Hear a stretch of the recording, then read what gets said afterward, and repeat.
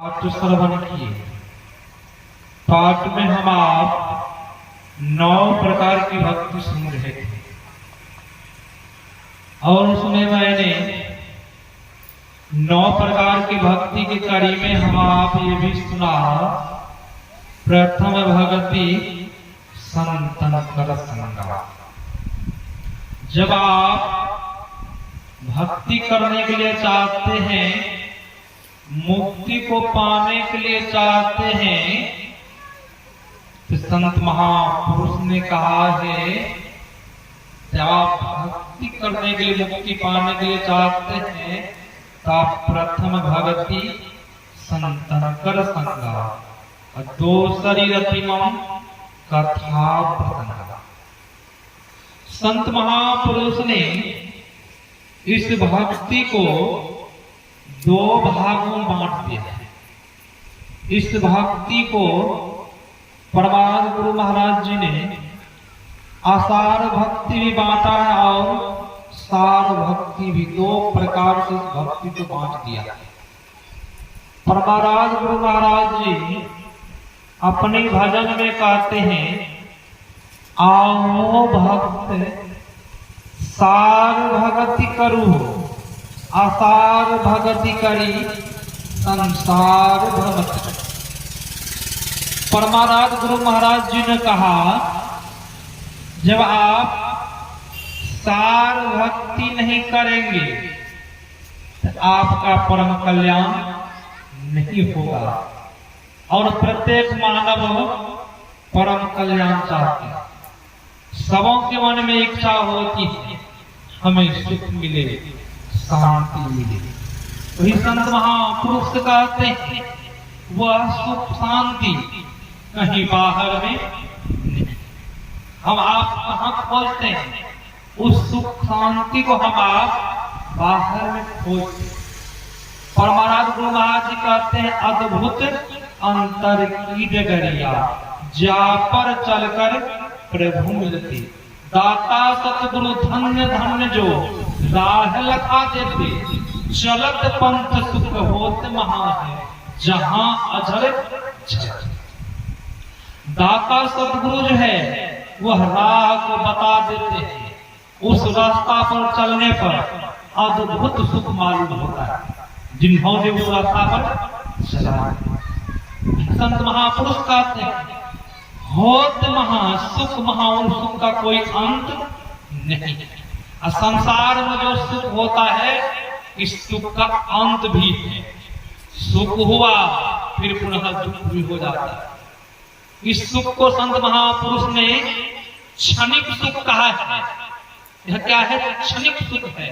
थोड़ा देर के लिए सुख हुआ फिर पुनः दुख हो गया। वही संत महापुरुष कहते हैं, वह सुख को जब पालेंगे वह सुख कभी खत्म नहीं होता। वह सुख पाने के लिए अपने अंदर में चलना होगा, तब वह सुख को हम आप प्राप्त कर पाएंगे। हम आप वह सुख के लिए कहाँ कहीं तीर्थ में खोजते हैं, उस सुख को हम आप तीर्थ में खोजते हैं, पाषाण में खोजते हैं, उस शिव को जंगल में खोजते हैं, क्या मिलने वाला है? उपनिषदकार ने कहा है, ईश्वर का 2 रूप है। 2 रूप क्या है? इस आंख से जो रूप दिखाई पड़े वह क्या है? मूर्त रूप है। इस आंख से जो भी कुछ दिखाई पड़े वह क्या है? असत्य है। वह क्या है? झूठा है। संतों ने कहा, इस आंख से जो भी कुछ हम संसार में देखते हैं क्या परम सत्य है? शरीर, किसी का अपना शरीर को हम आप मानते बहुत सुंदर शरीर है, क्या यह शरीर सत्य है? यह शरीर भी झूठा है। संतों ने कहा, परमात्मा का 2 रूप है, एक साकार रूप है, एक निराकार रूप है। साकार रूप क्या है? सगुण सहारा है। निराकार रूप क्या है? उनका दर्शन हो जाने पर साधक अपने अंदर में उनको जब पा लेता है, आवागमन के चक्र से मुक्त हो जाता है। साकार रूपों को संतों ने, ऋषियों ने उस रूप को असत्य बताया है। जिस तरह दशरथ जी महाराज के यहाँ श्री राम आए, दशरथ जी महाराज उनको अपने गोद में खिलाए होंगे, भगवान श्री राम को बचपन में उनको सुलाए होंगे, भोजन कराए होंगे, कि उनका पुत्र था। और दशरथ जी महाराज का जब शरीर छूटा तो दशरथ जी महाराज कहाँ गए? सुरलोक में गए थे, जहां जिस लोक में मांसाहारी पक्षी जटायु जी महाराज गए, उसी सुरलोक में रावण भी गया और कहा था न कि आप पिताजी के जाकर के नहीं कहिएगा। जटायु कहे थे कि रावण दशा मुख रावण स्वयं जाकर के वहां पर बखान करेंगे। उसी सुरलोक में दशरथ जी महाराज गए, जिनके पुत्र भगवान, वह कहाँ गए? स्वर्ग लोक में गए, सूर्य के धाम में गए, जहां से आना पड़ता है कि नरसन दुर्लभ देव को, सबको वहां से आना पड़ता है। उनकी पूंजी खत्म होने पर स्वर्ग से निकाल दिया जाता है। ये नहीं कि आप सदा के लिए उस स्वर्ग में रह जाएंगे, ऐसा नहीं है। उस स्वर्ग से निकाल दिया जाता है। उसी स्वर्ग में जटायु जी महाराज गए थे कुछ क्षण के लिए, माता सीता की रक्षा की। उसी पुण्य से वह सुरलोक गए। उसी सुरलोक में रावण भी गया। सज्जनों, उस स्वर्ग से भी पुनः आना पड़ता है। उसी भगवान श्री राम के, जब भगवान श्री राम जंगल में गए तो भगवान श्री राम के दर्शन बहुत ऋषि मुनि किए थे। सबों के सब दर्शन किए, सबों के सब कहाँ गए?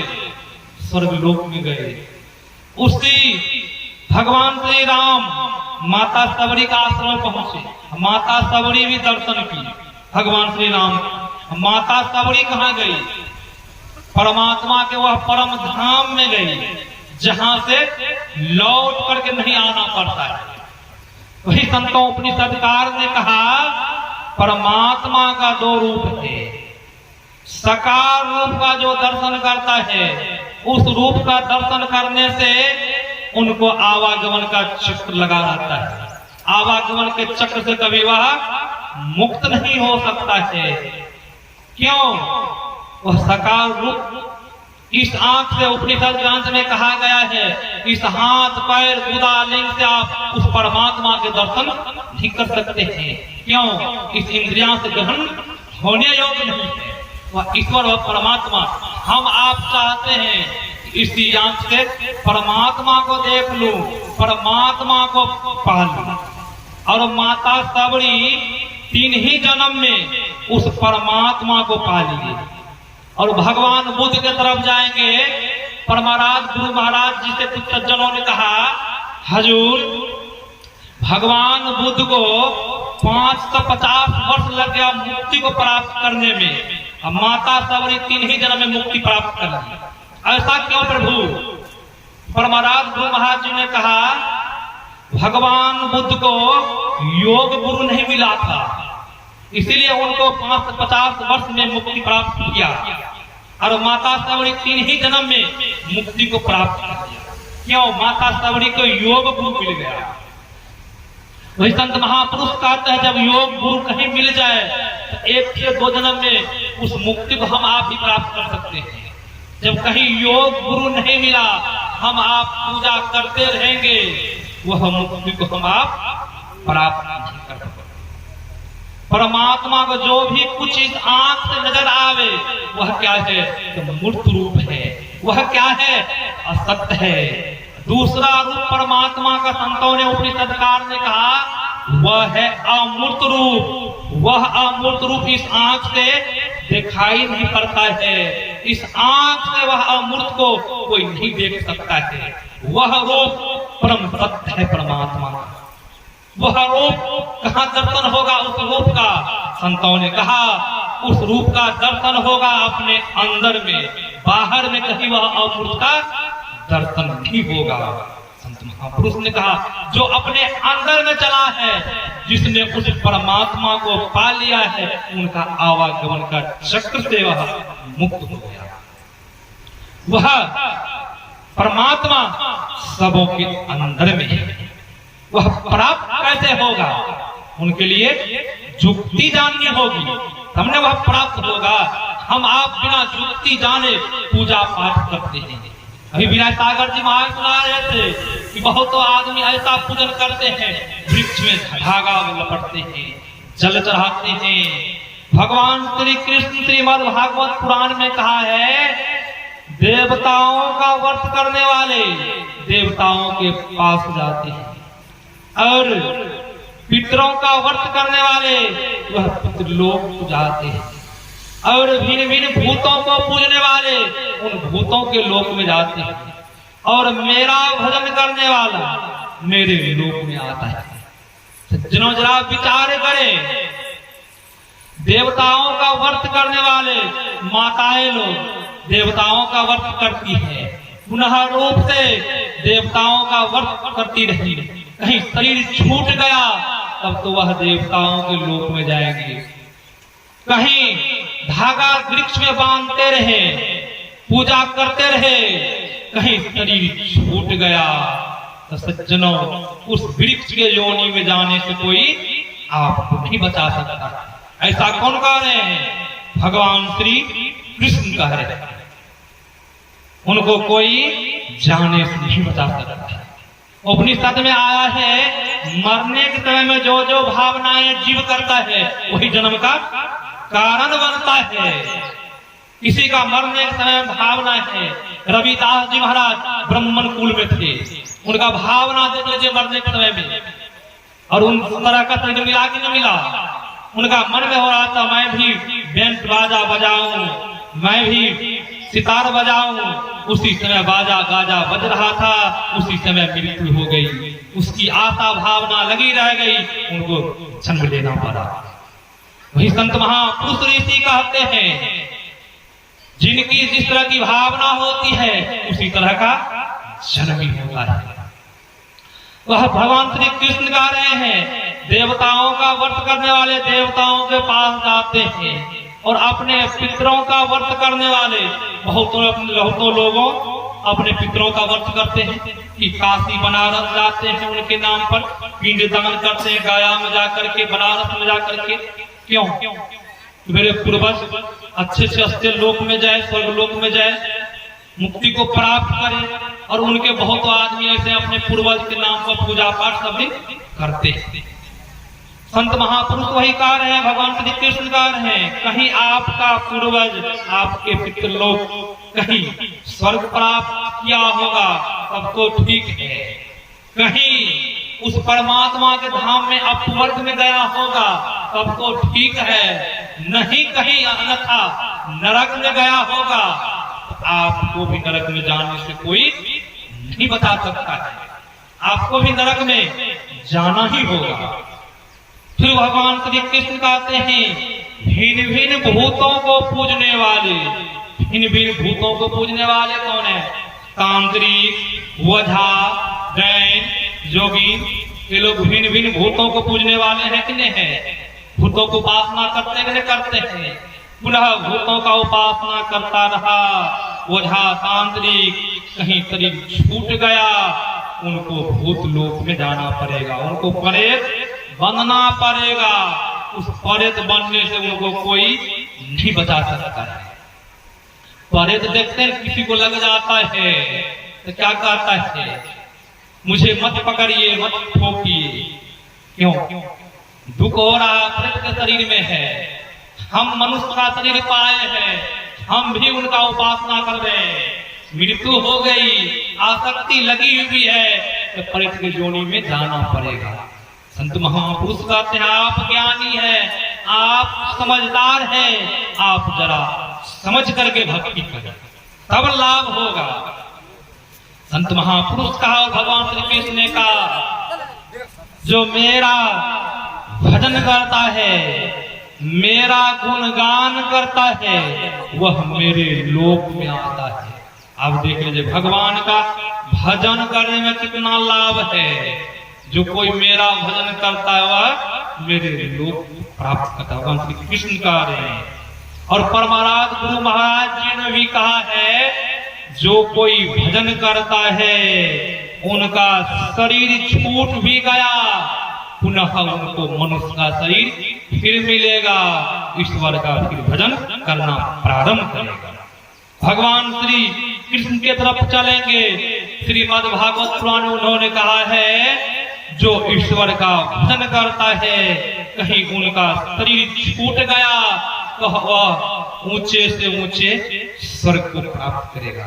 स्वर्ग भी 7 प्रकार के स्वर्ग है और 7 प्रकार के नरक।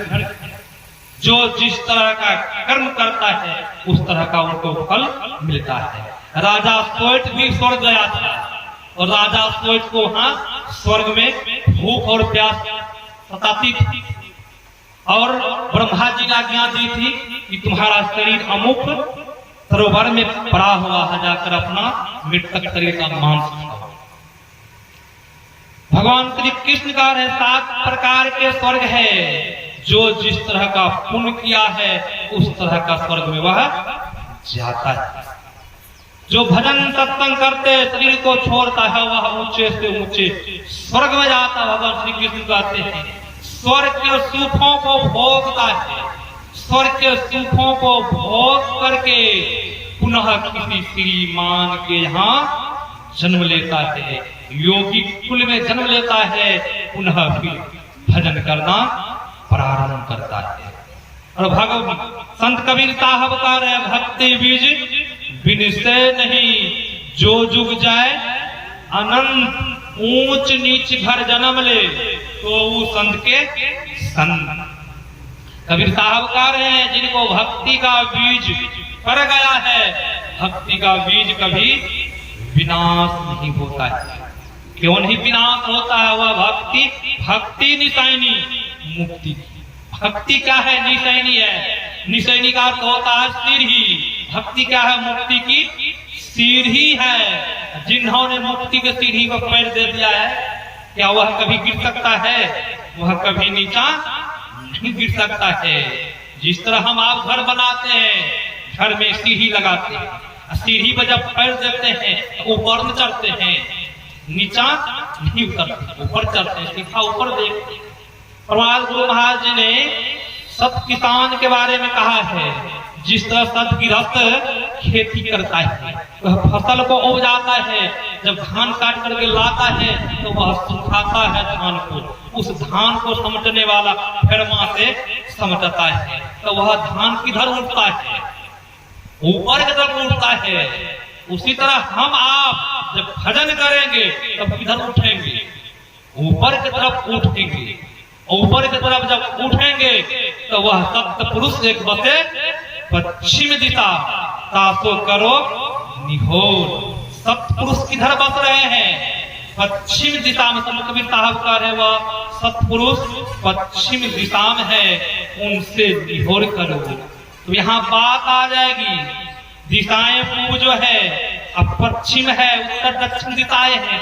क्या ये सब दिशाएं में परमात्मा भगवान नहीं है? परमाराध गुरु महाराज जी ने कहा 10 दिशाएं, दिशाएं 10 है। संत महापुरुष पूर्व दिशाएं को अंधकार कहा है। पूर्व दिशाएं क्या है? अंधकार है। हम आप जो प्रत्येक मानव आंख को बंद करते हैं वही अंधकार पूर्व दिशाएं हैं। उस अंधकार से ऊपर उठने के लिए संत महापुरुष ने कहा। उससे ऊपर जब उठेंगे तब हम आप प्रकाश को पाएंगे। वह प्रकाश कभी खत्म नहीं होता है। और 2 दिशाएं हैं, दक्षिण है, उत्तर है। उत्तर को परमाराध गुरु महाराज ने कहा उत्तर दिशाएं में सार शब्द है, दक्षिण दिशाएं में निशब्द है। जो निशब्द में पहुंच जाता, हम लोग पहले कहाँ थे? हम लोग पहले कोई पूछ दे कि आप कहाँ थे इससे पहले, तो हम आप क्या कहेंगे? हम आप कहेंगे यही रजनी में थे। नहीं, इस रजनी में तो शरीर का जन्म हुआ है। आप कहाँ थे? तो बात आ जाएगी हम उस निशब्द परमात्मा के धाम में थे। परमात्मा की मौज हुई, हम आप उस निशब्द में थे। वहां किसी प्रकार का शब्द नहीं था, हम वह निशब्द में था। वहां परमात्मा की मौज हुई, वहां से हम आप शब्द में आ गए, शब्द से प्रकाश में आ गए, अब प्रकाश से अंधकार में आ गए, भ्रमण करते करते। इसलिए संत कबीर साहब ने कहा, 184 भ्रम के पांव पे अटके जाए, अब की पासा ना पड़े फिर 84 जाए। कहते हैं सज्जनों, आपकी पासा मत चुकिए, पासा को पलट लीजिए। जब पासा को हम आप पलट लेंगे तब तो ठीक है, जब कहीं पासा को हम आप नहीं पलटे तब क्या होगा, हानि हो जाएगी। 100 परत दुख पा गई, सिर धूनी धूनी पछताए, काल ही कर में ईश्वर की मिथ्या दोष लगाए। तब हम आप काल कर ईश्वर को दोष लगाएंगे, क्या दोष लगाने से कुछ मिलने वाला है? संतों ने कहा कुछ मिलने वाला नहीं है। जब जीते जी लाभ उठा लिए तब तो ठीक है। लाभ क्या है, हम लोग बहुत पुण्यात्मा है, पुण्य पुंज बिनु मिलहीन संता, सत्संगति संस्कृति कर अंता। जब पुण्य राशि का उदय होता है वही मानव को सत्संग मिलता है, वही मानव सत्संग के अधिकारी होता है। जिनके ऊपर ईश्वर की कृपा हुई, वह मानव, ईश्वर की कृपा होती है तो वह मानव को सत्संग मिलता है और भजन मिलता है।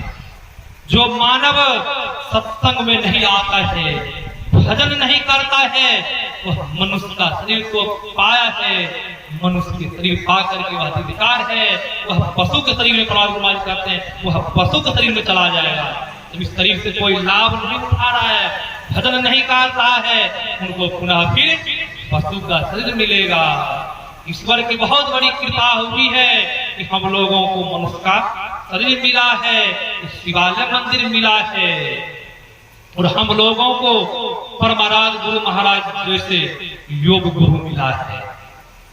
कुप्पा घाट भागलपुर में परमाराज गुरु महाराज जी अपने निवास में बैठे थे।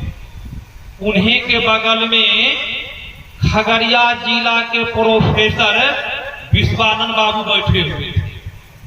परमाराज गुरु महाराज जी कहते हैं, हम बहुत सौभाग्यशाली हैं कि मेरा भारत देश में जन्म हुआ है। हम बहुत सौभाग्यशाली हैं कि बाबा देवी साहब जैसे गुरु मिले। झट से प्रोफेसर विश्वानंद बाबू कहते हैं, हजूर आपसे कई गुना भाग्यशाली तो हम हैं कि आपके जैसे गुरु मिले हैं।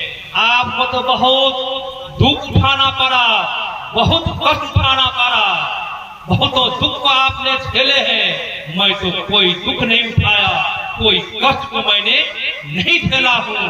आपके जैसा योग गुरु मुझे मिला है। वही योग गुरु आज हम लोगों को मिला है, इन्हें मिला है। हम लोगों को योग गुरु मिला है, फिर भी हम लोग भजन नहीं करते। परमाराज गुरु महाराज जी मौज में कहते थे, जब से मैं संत मत में जुड़ा हूँ, परमाराज गुरु महाराज जी धीरज लाल गुप्त जी के पास 3 महीना तक जाकर के इस संत मत को समझाया। 3 महीना तक अप्रैल से जाना शुरू किया था, अप्रैल मई जून तक इस संत मत को जानने में लग गया था। और परमाराज गुरु महाराज जी कहते थे, जब से मैं संत मत में जुड़ा हूँ, भर पेट में भोजन नहीं किया और पूरी नींद से मैं नहीं सोया। अब देख लीजिए, भर पेट में भोजन नहीं किया हूँ, पूरी नींद से मैं नहीं सोया। क्या हम लोग क्या कौन खाली पेट कभी खाए हैं? आज तक खाली पेट नहीं रहे हैं, पूरा भर पेट खाए हैं। गुरु महाराज जी का तो मैं भर पेट कभी नहीं भोजन किया हूँ। जब से मैं संत मत में जुड़ा हूँ, संत मत से संत मत को जाना हूँ, भर पेट भोजन नहीं किया हूँ। अभी तो हम आप भर पेट की कंठ तक खा लेते हैं और ऊँघी आती है, नींद आती है, आपसे भजन नहीं होता है। कहते महाराज उठी नींद नहीं, आंख नहीं खुलती है, नींद नहीं टूटती है। नींद कहाँ से टूटेगी, आंखें कहाँ से खुलेगी? खाने के लिए जहाँ भोजन क्या कहते हैं, अल्पाहारी, काग चेष्टा, बको ध्यान, स्वाम निंद्रा, अल्पहारी, गृह त्यागी। कहने ये 5 लक्षण साधुओं का, सन्यासियों का और विद्यार्थियों का है। क्या हम लोग काग चेष्टा जैसे हैं? बको ध्यानम, स्वाम निंद्रा, अल्पहारी, कम भोजन करते हैं। कम भोजन कहीं देर से खाने के लिए तुरंत आपको क्रोध उत्पन्न हो जाएगा।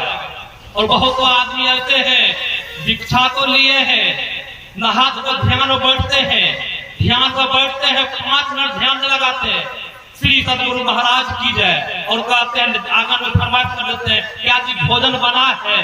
जब आंगन के लोग कहते हैं क्या जी आपका 5 मिनट ध्यान बनता है, तब हम आप क्या जवाब देंगे? भोजन बनाने में 2 घंटा लग जाता है। कि हम लोग आश्रम में भोजन बनाते हैं, अपने भोजन बनाते हैं, कभी घंटा 1.5 घंटा कम नहीं लगता है भोजन बनाने में, यहाँ 5 मिनट ध्यान लगता है। संतों ने कहा, परम संत बाबा देवी साहब के सेवा में परमाराज गुरु महाराज जी गए थे।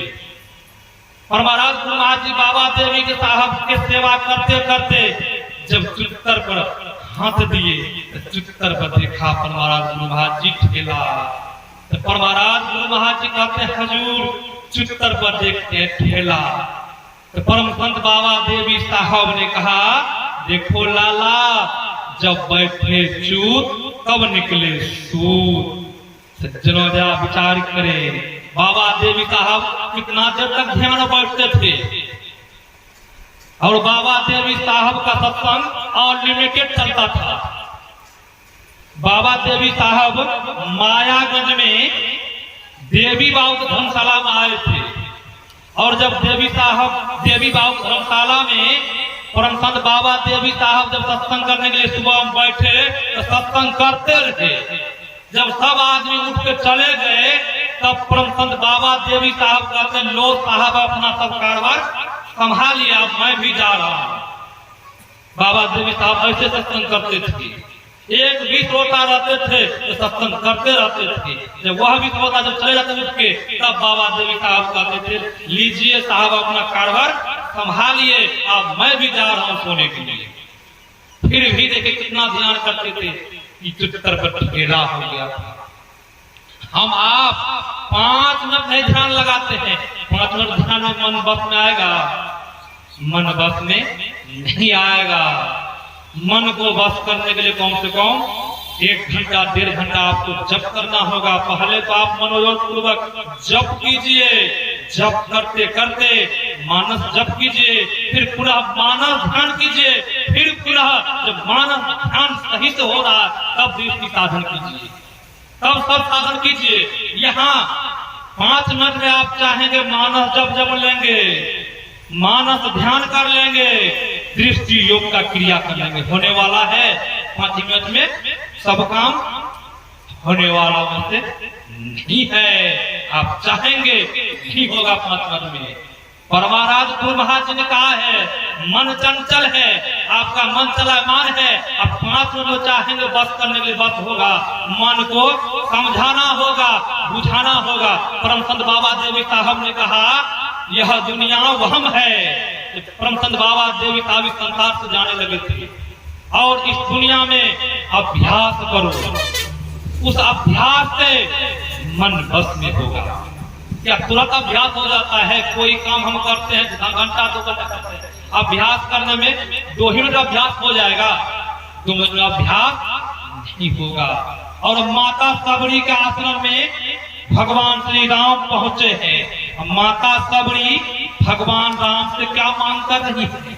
हम आप जब परमाराज गुरु महाराज जी के सामने पहुंचते हैं तो बहुतों कामना कर लेते हैं। कहीं कामना की इच्छाएं जब पूर्ति हो जाती है, मनोकामना पूरी हो जाती है, तब तो हम आप कहते हैं परमाराज गुरु महाराज जी बहुत शक्ति है। कोई भक्त ऐसे हैं, बहुतों भक्त ऐसे हैं कि उनके घर में जब मृत्यु हो जाती है तो सत्संग करना ही छोड़ देता है। बहुत ऐसे भी है। गुरु महाराज जी में शक्ति नहीं है। संतों ने कहा, ऋषियों ने कहा, तब क्या करते हैं? तो गुरु महाराज जी को नहीं, दूसर कोई भगवान को हम आप पूजा पाठ करेंगे। भगवान शिव का उपासना करते हैं, उनसे भी मन्नत करते हैं। मन्नत की इच्छाएं जब पूरी हो जाती है तब तो हम आप बखान करते सबों के पास जा करके, कहीं इच्छाएं की पूरी नहीं होती है, मन्नत पूरी नहीं होती है, तो हम आप कहते भगवान शिव में भी शक्ति नहीं। संतों ने कहा माता सबरी हम आप क्या मन्नत करते हैं, भगवान के पास आते हैं, 10 रुपया चाहते हैं, बहुत तरह कामनाएं कर लेते हैं, और माता सबरी क्या करें कि विधि स्तुति करहूं तुम्हारी, अधम जाति मैं जगमति भारी। हे प्रभु मैं आपकी स्तुति किस तरह करूं, मैं भिन्नी जाति के हूं, आपका प्रार्थना गुणगान मैं किस तरह करूं। भगवान श्री राम ने कहा जाति पाति कुल धर्म बनाई, धन बल परिजन गुण चतुराई, भगति हीन नर सो है ही कैसा, बिन जल बारिद देखिए जैसा। भगवान श्री राम ने कहा कोई उच्च जाति को हो, बहुत लंबा चौड़ा उनका परिवार हो, उनका सर हो, धनवान हो, बलवान हो, जब उनके अंदर में भक्ति भी हो तो वह मानव मुझे पसंद नहीं है। जिस तरह आकाश में बादल लगा करके बारिश नहीं हो तो वह बादल शोभाहीन लगता है देखने में, उसी तरह वह मानव है जिनके अंदर में भजन भक्ति नहीं है, वह मानव उसी तरह है शोभाहीन लगता है देखने में। संतों ने कहा तो वह मानव मुझे प्रिय है। संत पलटू साहब ने कहा साहब के दरबार में केवल भक्ति प्यार, जिनके अंदर में भक्ति भजन है वह मानव भले देखने में सुंदर नहीं है, सबरी देखने में सुंदरी नहीं थी, कुरूपा थी। भगवान श्री राम ने कहा कह रघुपति सुनो भामिन बाता, जे भामनी उनको सुंदर के संज्ञा दी, सबरी देखने में रूप से सुंदरी उनको संज्ञा सुंदरता की संज्ञा दे रही है। वही भगवान श्री राम कह रहे हैं वह मानव देखने में अच्छा नहीं हो, उनके अंदर जब भजन है वह मानव मुझे प्रिय है। संत महापुरुष ने कहते कहते कह दिया वह भक्ति, भक्ति क्या है, भक्ति निशैनी मुक्ति की, भक्ति मुक्ति की सीढ़ी है। भक्ति का अर्थ होता है सेवा, हम आप इसकी सेवा करें। माता पिता भगवान श्री राम आए हैं त्रेता युग में, हम लोगों को शिक्षा दी है। क्या शिक्षा दी है? प्रातः काल उठ के रघुनाथा, मात पिता गुरु ना वही माथा। क्या हम आप सज्जनों माता पिता गुरु को सुबह सुबह प्रणाम करते हैं? नहीं करते हैं। भगवान बुद्ध ने कहा है प्रणाम करने से मानवों की आयु बढ़ जाती है, मानवों का बल बढ़ता है, मानवों के अंदर विद्या बढ़ जाती है, सुंदरता बढ़ जाती है। जो कोई माता पिता गुरु को प्रणाम करते हैं, प्रणाम करने से ये सब लाभ होता है। आज घर घर में देख लीजिए, है एक घर में माता पिता है, पुत्र है, आज दूरी बनी हुई है, कला है, लड़ाई है। क्यों? एक ही घर में है, दूरी बनी हुई है। कारण क्या है? उनसे जब पूछिए तो महाराज मुझे पता नहीं है पिताजी किस हालत में जी रहे हैं। सज्जनों एक ही घर में है, दूरी क्यों है? इनका कारण क्या है? प्रवाद गुरु महाराज ने कहा है कि आपस में मेल से रहो, या अपना देश का आदमी हो उनसे भी मेल से रहो, या पड़ोसी देश का आदमी हो उनसे भी मेल से रहो। मेल से लाभ क्या होता है? जहां सुमति तहां संपत्ति नाना, जहां सुमति तहां विपत्ति निधाना। जहां सुबुद्धि रहती है वहां संपत्ति आती है, जहां कुबुद्धि रहती है वहां अंत में विपत्ति आ जाती है, उनका अंत में नाश हो जाता है। इसीलिए हम आप सत्संग को करते हैं, पर गुरु महाराज जी की आज्ञाओं का पालन हम आप नहीं करते हैं। गुरु महाराज जी ने कहा आपस में मेल से रहो, हम आप मेल से नहीं रहते। और मेल है, आज एक घर में दो जगह सत्संग होता है, तीन जगह सत्संग होता है। क्यों? ऐसा क्यों? कारण क्या है? सत्संग कोई बच्चा करे, कोई बूढ़ा करे या महात्मा करे, सत्संग तो सत्संग है। सत्संग में तो भगवान शिव भाग लिए थे, त्रेता युग में सत्संग सुनने के लिए गए थे। हम लोग क्या दो जगह की सत्संग होता है, कारण क्या है? मेल नहीं है। इसीलिए हम आप उस सत्य को नहीं जान रहे हैं। तो सत्संग को हम आप जान लेंगे तब मुक्ति मिल जाएगी, परम कल्याण हो जाएगा। यही आप लोगों की सेवा मैंने सुनाया। मैं अपना वक्तव्य को ही विराम देता हूँ। कुछ बाबा से सुना होगा। श्री सद्गुरु महाराज की जय।